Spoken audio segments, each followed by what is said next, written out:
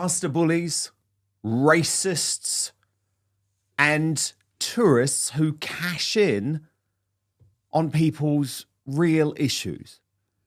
I don't think there's any way, genuinely, I don't think there's any way Prince Harry and Meghan Markle can recover from what has been a truly eye-opening 2025. I always knew the way these two operated, but they can no longer hide it anymore.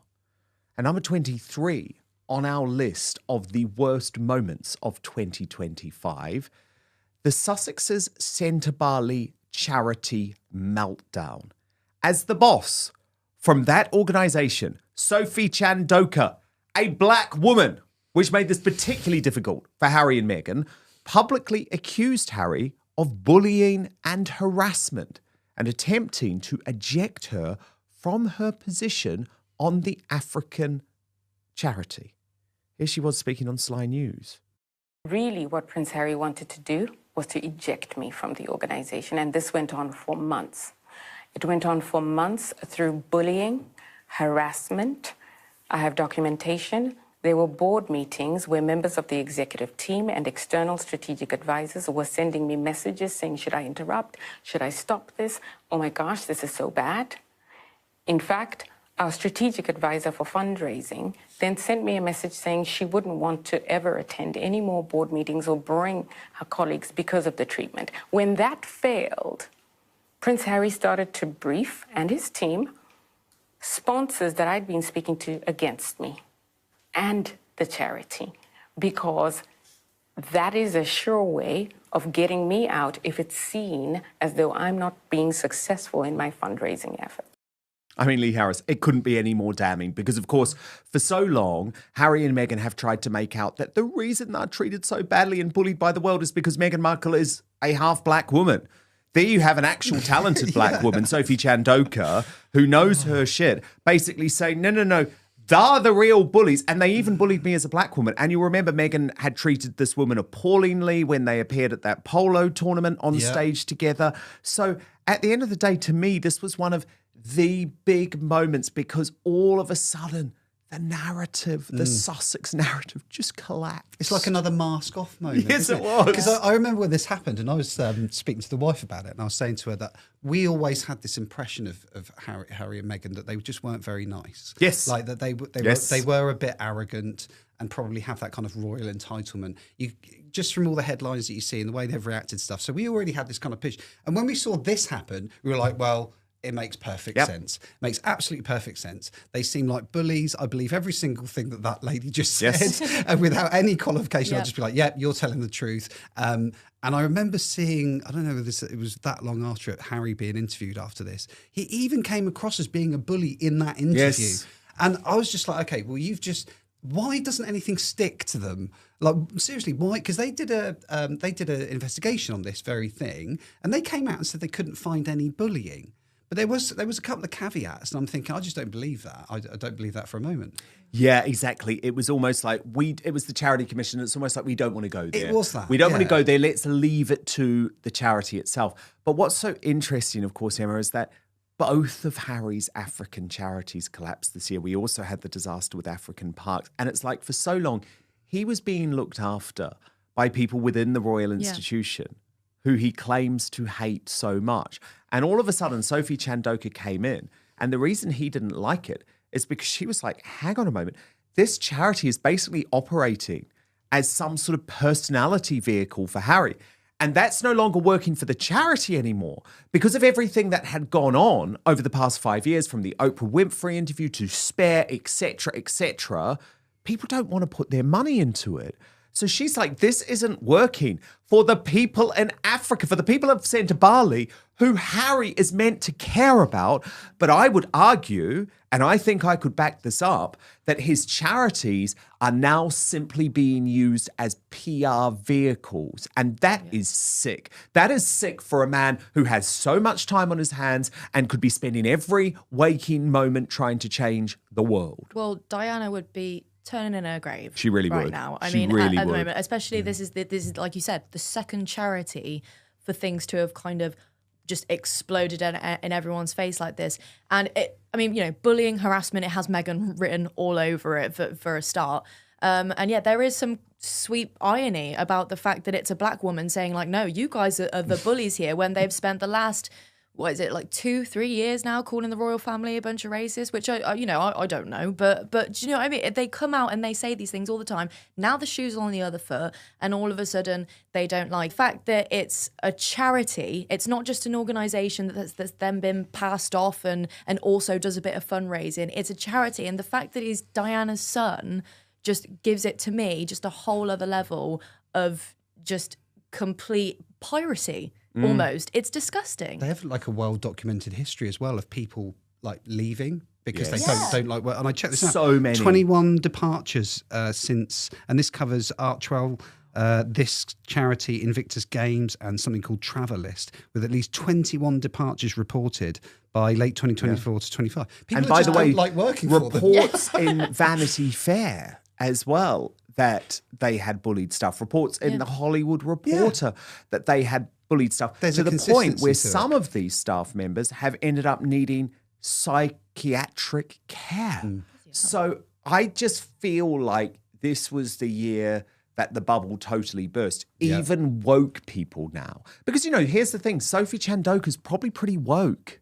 That's my understanding of her. Probably. But it doesn't matter, because all of a sudden, Harry and Meghan's treatment is so bad that even if you're woke, you can't defend this. And actually, on a similar note, at number 22, the Sussexes arguably stooped ever lower as they used the unprecedented LA wildfires disaster to reboot their own flop Netflix series and to brief the paparazzi so they could get some positive coverage. Now, quite rightly after this, they became known as disaster tourists in chief. Watch. International outcry, disgust actually, including from the Hollywood community, about her disaster tourism. And here she is at it again, briefing Town and Country magazine that reported Meghan made donations to Altadena teen girls' fire recovery through the Archewell Foundation. And guess what? The cameras just happen to be there. Any other celebrity can do this stuff without being seen, without briefing the media. But Meghan Markle has to tell everyone. And Emma, this was just so gross. I mean, we actually even saw major players in the Hollywood industry, including former actors, coming out and saying, you're just disaster tourists. And again, to me, that was one of those, there's no going back from this moment, because these were the people who were meant to be supporting you. Well, but they see through it. This is the thing. It is so disgusting. Forgive me for reading this, but I just want to get the figures right, because the LA fires were just so horrendous. But it's more than 200,000 people evacuated, 1.5 million without power, neighborhoods reduced to literally apocalyptic states.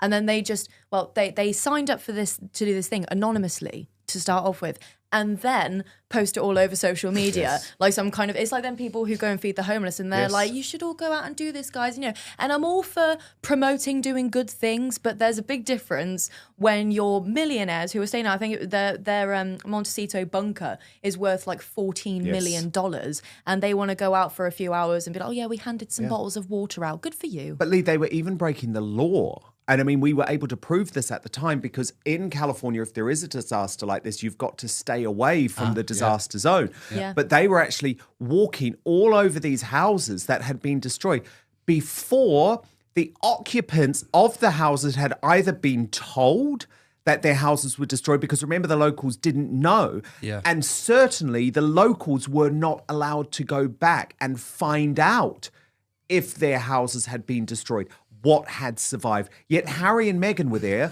with the TMZ cameras in tow, traipsing all over this destroyed property. And I think that's where a lot of the anger came from the local residents. I can completely understand. The optics are just awful. I mean, for a start. I mean, who's advising them for a start? Well, I don't think they listen to anyone. Probably, probably someone, and they're not listening. It looks awful. I remember seeing at the time, just thinking, even as someone who's not as educated on their daily itinerary or whatever. It was obviously awful to watch that they were doing this. This just seems to be a running theme, Dan. Yes, it does. We've just been discussing their charity and the fact that Prince Harry's been using that charity as a kind of PR exercise. Here they are using, again, people who are in some real trouble as a PR exercise. I just think it's... And you don't hear them talk about it anymore, do you? No. I mean, it's when something is considered hot, they think, oh, let's jump on the bandwagon. These people are probably still trying to... Sorry to interrupt, but these people are probably still trying to, of course they are. replace everything that they lost. And they're not talking and about it. Harry and Meghan, by the way, what have they donated? Look, if you actually want to do good, Meghan could have given a portion from every tin of jam sold. Now, it wouldn't have raised much money, guys. She's not going to sell She's not selling much of that jam. And by the way, it's not jam. Well, It's like running liquid. But the point is that would have shown that she's actually prepared to put her money where her mouth is. The opening lands like a sledgehammer. The accusation is devastating. Prince Harry's charities are no longer charities, they are PR vehicles. Not accidental mismanagement. Not optics gone wrong. But deliberate image laundering. Invoking Diana here is intentional and brutal. Diana would be turning in her grave. That line reframes everything. Harry isn't just failing, he's betraying the very legacy he trades on. This is where the commentary draws a hard line. The claim isn't that Harry and Meghan are struggling. It's that they are finished. 2025 isn't described as bad PR, it's described as a point of no return, where masks slip and reputations collapse permanently. This is the nuclear moment. Sophie Chandoka, a black woman and head of Sentebale, publicly accuses Prince Harry of bullying, harassment, coordinated pressure to remove her, undermining her with sponsors. And crucially, she has receipts. This destroys the Sussex victim narrative in one stroke. The man who claims to be persecuted is accused of persecuting someone else. This is the most explosive contradiction. For years, Harry and Meghan insisted criticism existed because Meghan is biracial. Now a black woman says, "No, you are the bullies." The commentary doesn't miss the irony. The moral shield collapses instantly. This isn't tabloids. This isn't anonymous sources. This is a named executive speaking publicly. Here the frustration boils over. Despite accusations, investigations find no bullying, but with caveats, loopholes, and careful language. The implication: institutions are afraid to touch them. Not because they're innocent, but because they're radioactive. This is no longer coincidence. Sentebale collapses. African Parks explodes in controversy. The argument is blunt: Harry was protected when palace professionals managed his image. Without them, the facade crumbles. The outrage sharpens. Harry isn't just any charity patron. He is Diana's son. That makes the alleged bullying, ego-driven control, and misuse of African causes feel, in the speaker's words, piratical. Not sloppy. Predatory. The commentary widens the lens. Over 21 reported staff departures across Archewell, Invictus, Travelist. Reports from Vanity Fair and The Hollywood Reporter allege staff driven to breakdowns and psychiatric care. The conclusion: this isn't isolated. It's systemic. This is key. The speaker notes Sophie Chandoka is likely progressive yet still calls out the behaviour. That's the point. When ideology no longer protects you, the bubble bursts. The next segment detonates fresh outrage. Harry and Meghan are accused of using a natural disaster to reboot a failing Netflix brand, generate flattering press, stage photo ops. They are branded disaster tourists in chief. The anger intensifies. While residents were barred from disaster zones, Harry and Meghan were allegedly filmed walking through destroyed homes. Not helping. Not rebuilding. Posing. This is where public sympathy evaporates. The answer suggested: no one, because they don't listen. This becomes a recurring theme, every crisis worsened by arrogance and tone-deaf decision-making. The hypocrisy is underlined. Other celebrities donate quietly. Now look, you see some corporates even do this with, say, 1p. They say we're going to give 1p. From every jar of jam sold, nothing from Meghan because she doesn't really want to care. She wouldn't want to does commit it to for PR. She's not prepared to put her money where her mouth is, and I think it says a lot. Yeah, just in case they did fly off the shelves, she probably does. She's probably nervous about that being 100%. a possibility. Everything for her is about the money. Absolutely. I think they're vile. Both of them are vile. I'm glad they're not here. As far as I'm aware, the Americans don't even like them that much. No, they don't. But please don't come back. Yeah, please don't come back. Please don't You come can back keep in them. 2026. Absolutely.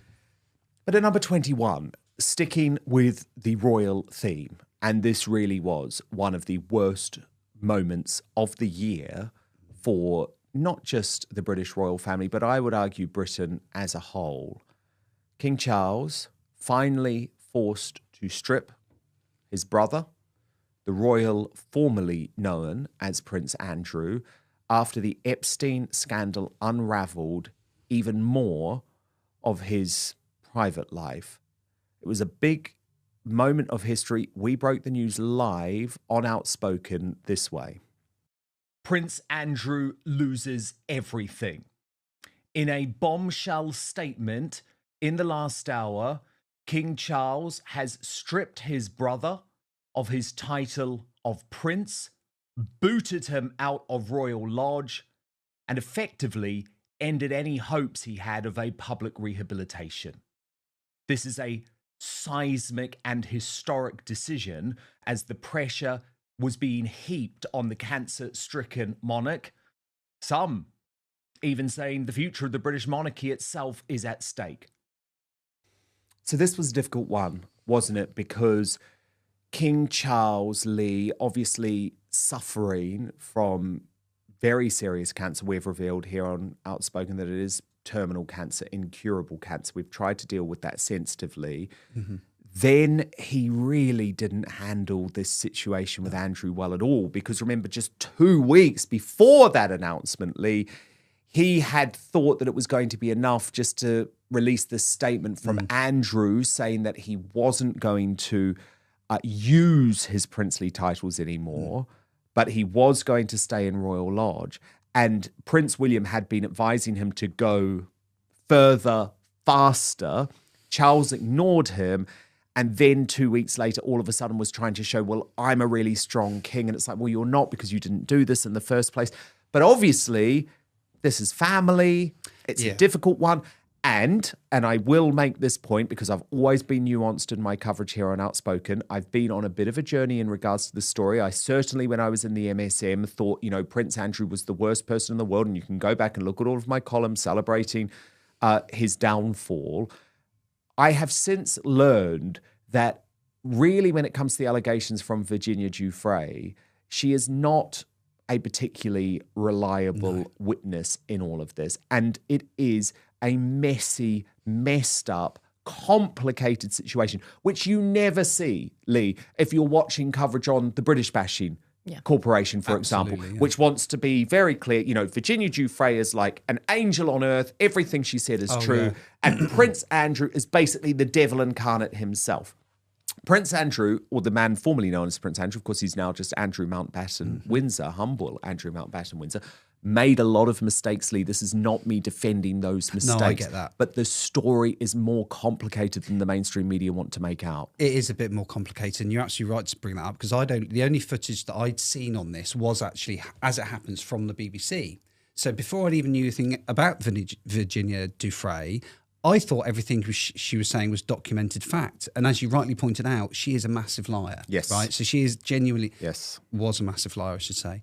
However, we can't disprove or prove that. However, and she died over the course of this year. You took are her own life. absolutely right to point that out as well. Makes things a bit more difficult. However, makes it very difficult. I agree. I mean, I've been on the fence. I was really pro Charles when he took the crown, and I kind of my views have waned on him a bit. Certainly with his eco stuff, which we kind of knew about beforehand.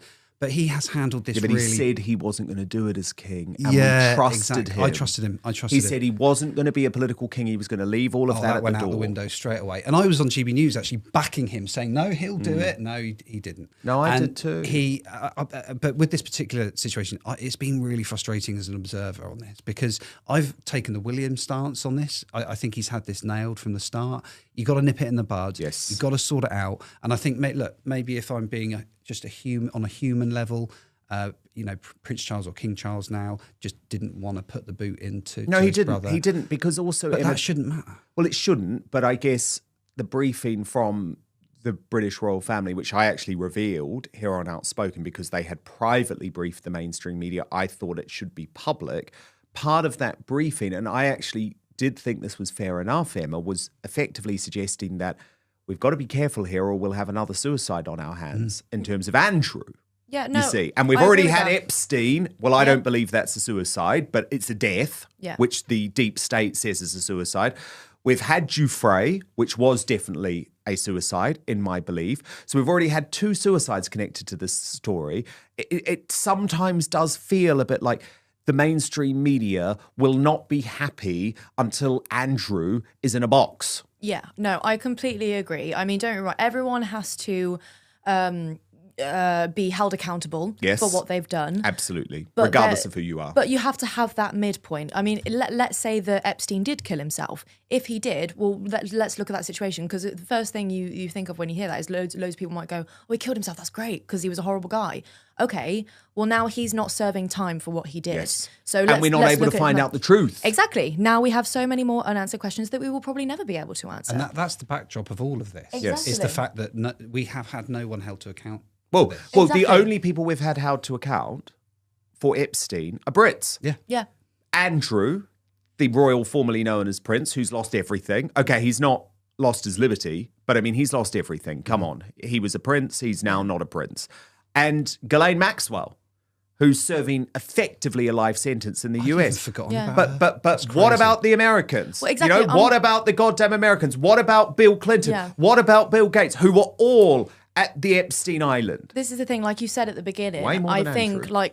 like a lot of people, especially if you're in the kind of like the journalism world, you've been on a journey with this story. Yes. You've been from one end to the other, and I mean, there's theories out there that I'm more leaning towards now that Epstein was an entire orchestrated thing in order to get wealthy, rich, famous royals and everything like that under some kind of mass blackmailing scheme for power. Everything's about power and money. That's what we need to follow. And no, I'm not, because at the end of the day, no matter how much someone wants to try and convince me or give me much money, I'm not going to do anything with a child. So I still think they're still responsible for their actions.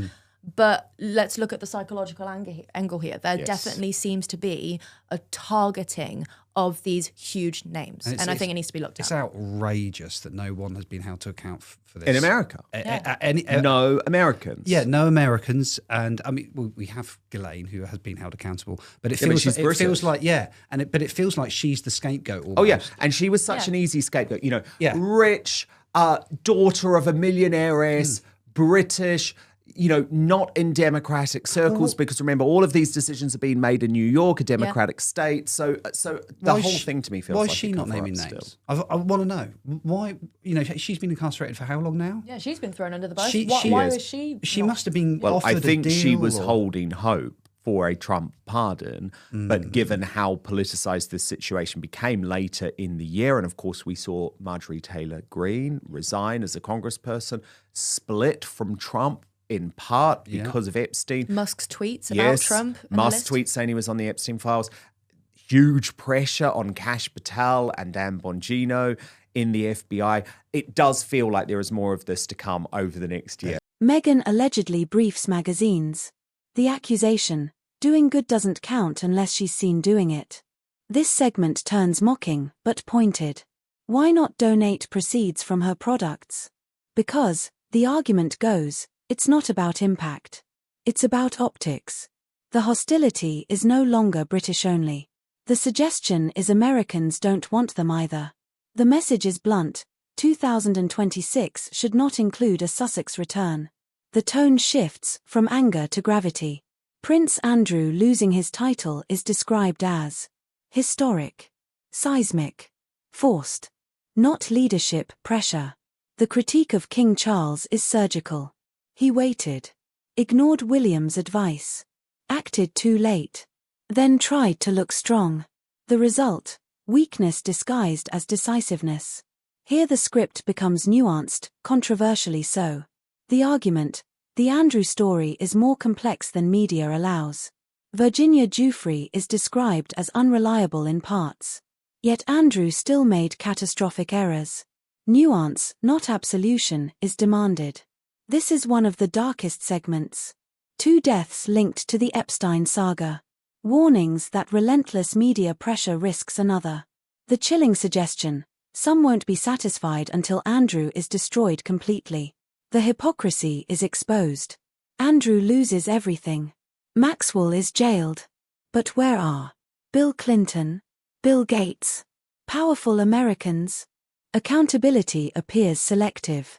The commentary moves into uncomfortable territory. The suggestion: Epstein may have been part of a systemic blackmail operation targeting powerful elites. Not to excuse behavior, but to explain the scale. The video closes on a warning: there is more to come. Pressure is building. Files, names, accountability. The Sussex saga. The Andrew saga. The Epstein saga.